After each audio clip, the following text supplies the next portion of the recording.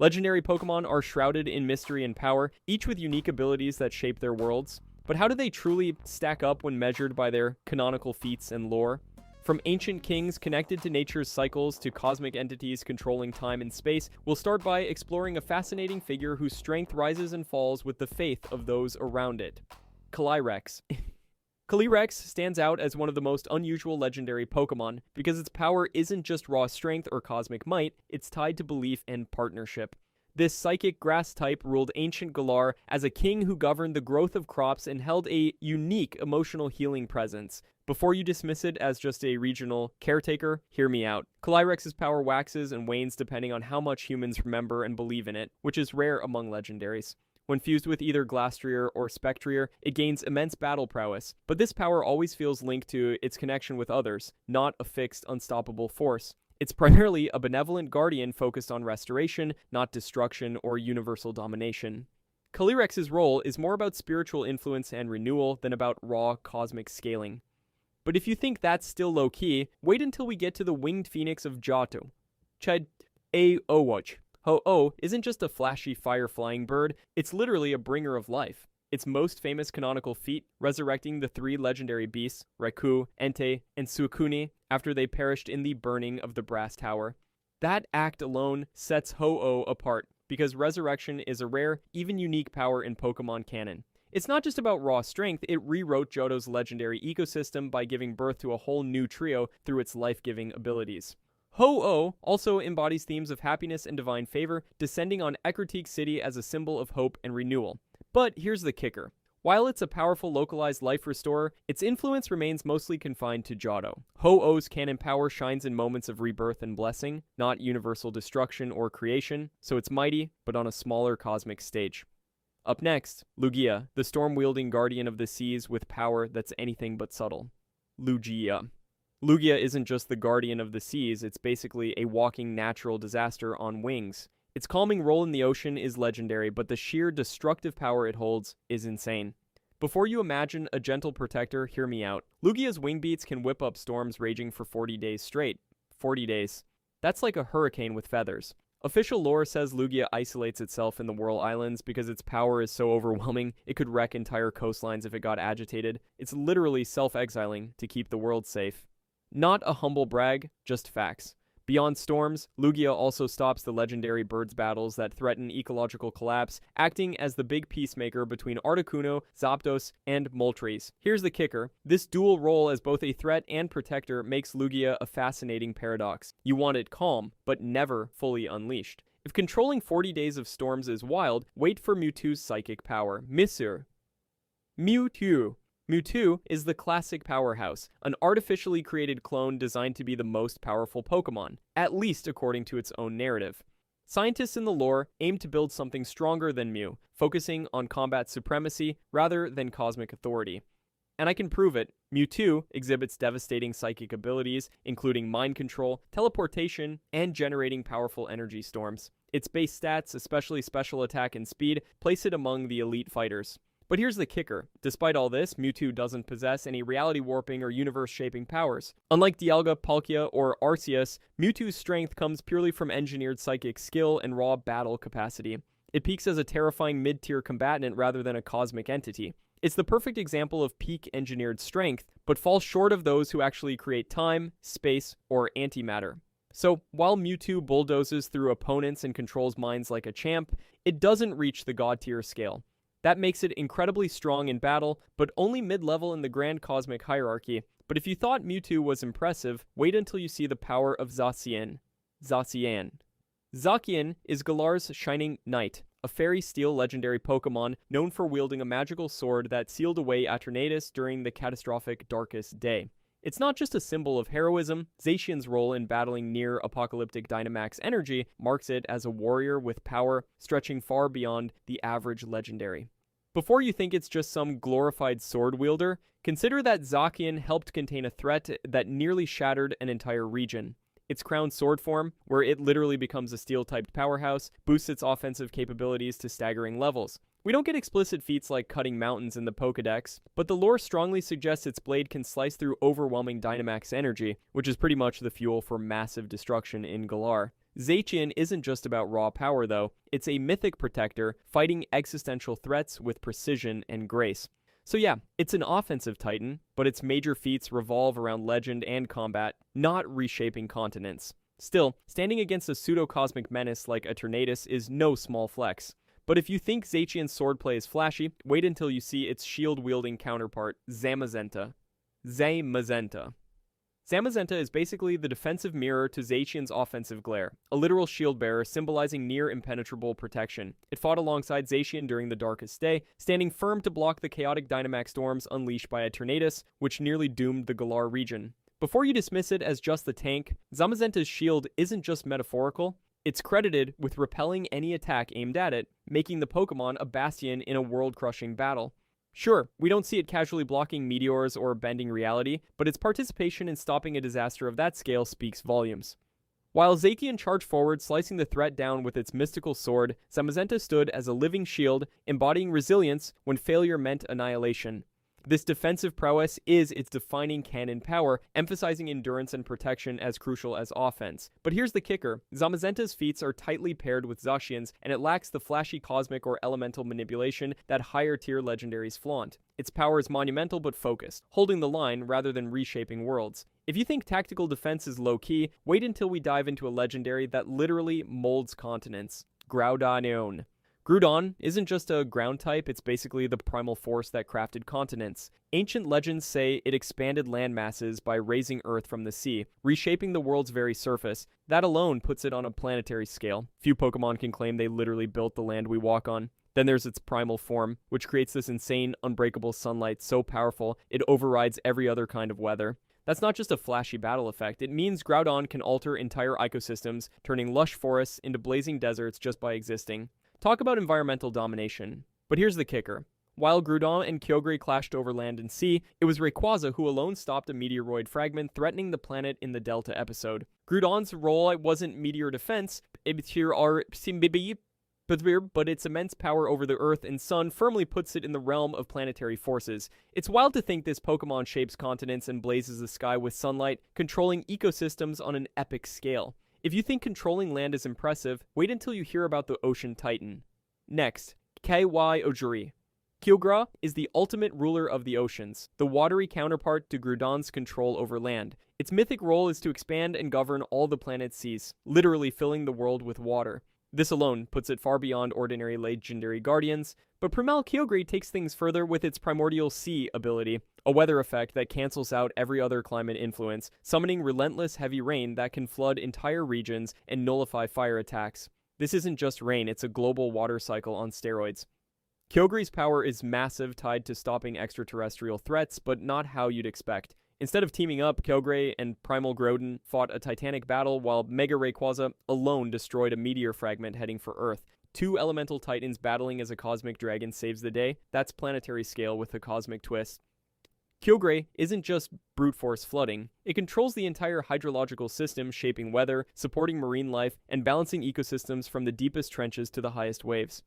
But if Kyogre's reign impresses you, wait until you meet Xerneas, the life-giving fairy Pokemon, with power flowing in very different ways.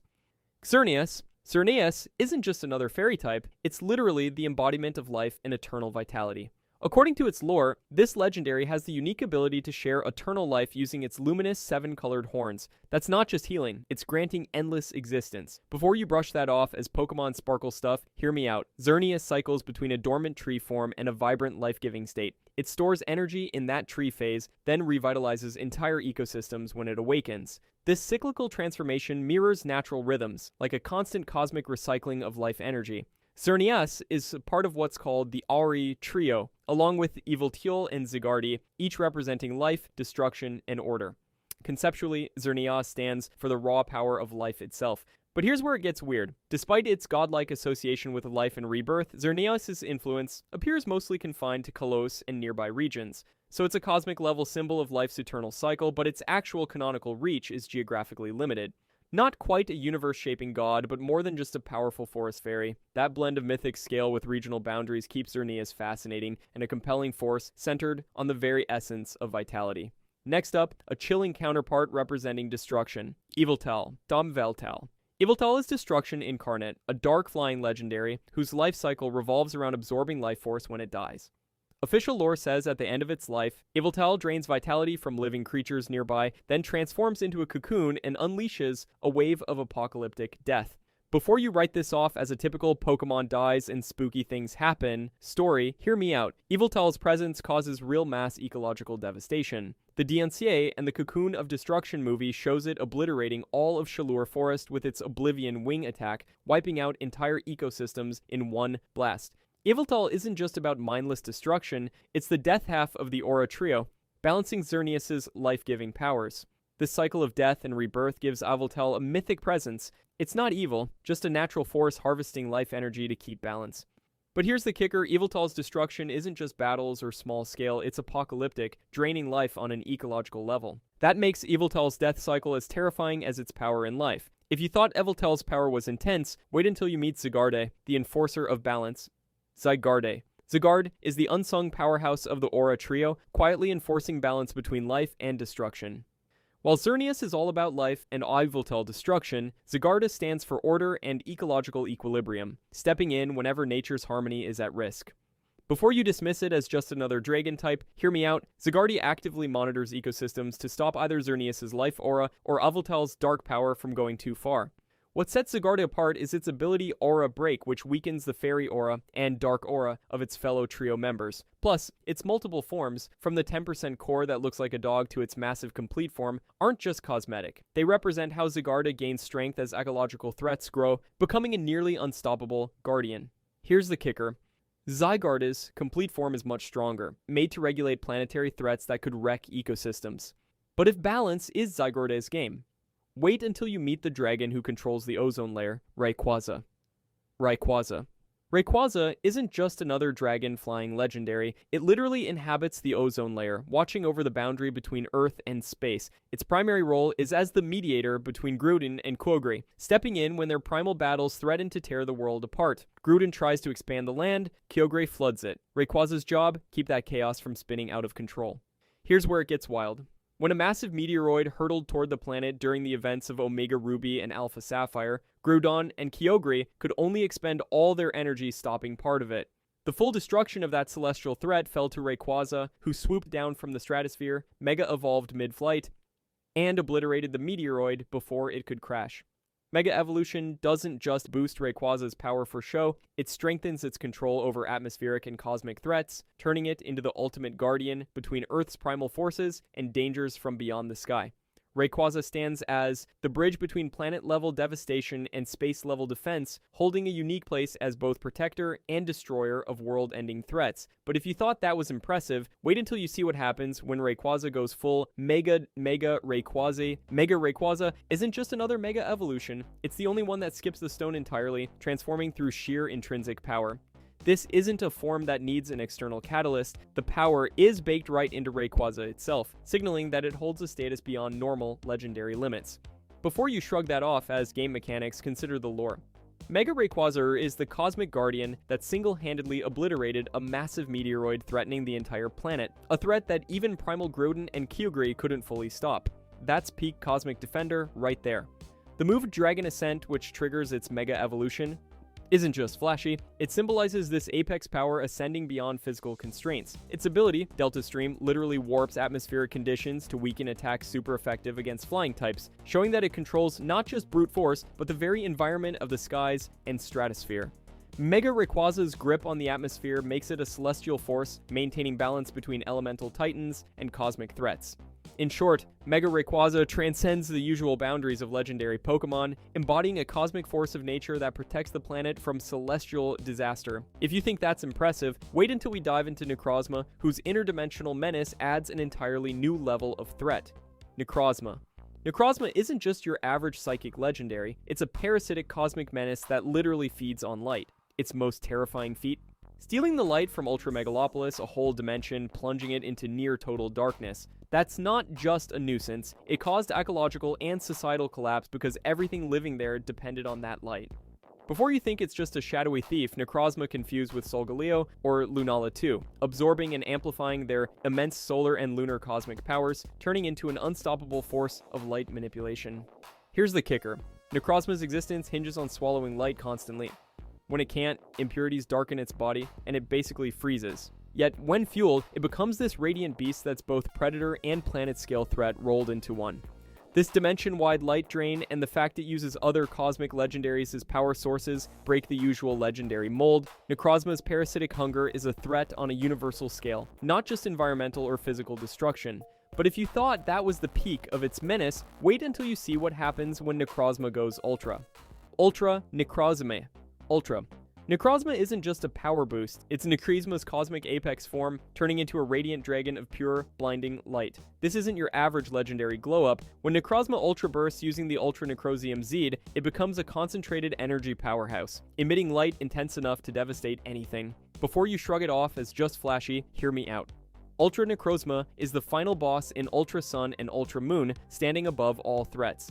Its destructive beams aren't just cool animations, they're raw, cosmic destruction. Its energy output dwarfs its baseline and even its fused Duskmane and Dawnwings forms. What's wild is how it blends alien tech with cosmic power. Necrozma feeds on light, but Ultra Necrozma weaponizes that energy to near top-tier destructive levels. It's effectively harnessing fundamental light forces as fuel and weapon, making it more a cosmic predator than a simple Pokemon. If you thought legendaries ruled their regions, Ultra Necrozma plays in a different league, turning light into primal devastation. But if that sounds intense, just wait for the alien energy monstrosity next Eternatus. Eternatus is basically the alien wrecking ball behind Galar's whole Dynamax phenomenon. Its core emits these strange Galar particles that literally force Pokemon to grow to giant city-smashing sizes and twist storms across the entire region. Before you write it off as just a scary meteorite monster, hear me out. This isn't just an oversized Pokemon with a goofy gimmick. Eternatus fundamentally alters biology and the environment on a massive scale, turning the natural order into chaos. When it reaches its Eternamax form in the climax of Sword and Shield, it grows to an unimaginable scale far beyond any other Gigantamax, and its destructive capability spikes enough to threaten Galar's survival. The red clouds and dark energy storms aren't just atmospheric effects. They're extensions of Eternatus' will, transforming every inch of the region. It's a systemic force that warps the rules of life, size, and power. But here's where it gets weird. Eternatus' energy output is so beyond normal Pokemon physics that it's basically rewriting the biology of the entire ecosystem remotely. It's less a creature and more a catastrophic energy weapon with a pulse powerful enough to trigger a regional extinction-level event. That's not your everyday legendary. If you thought altering all life forms was wild, wait until you learn who can manipulate time itself. Dialga. Dialga is not just a legendary Pokemon, it's the literal embodiment of time itself. Official lore states that time flows as Dialga's heart beats, meaning the universe's temporal dimension depends on this living entity's continued existence. Before you dismiss that as just poetic, hear me out. This isn't a minor feat or some background flavor text. Dialga's heartbeat is the pulse that keeps time moving forward. Without it, causality would break down, and reality as we know it would freeze or unravel.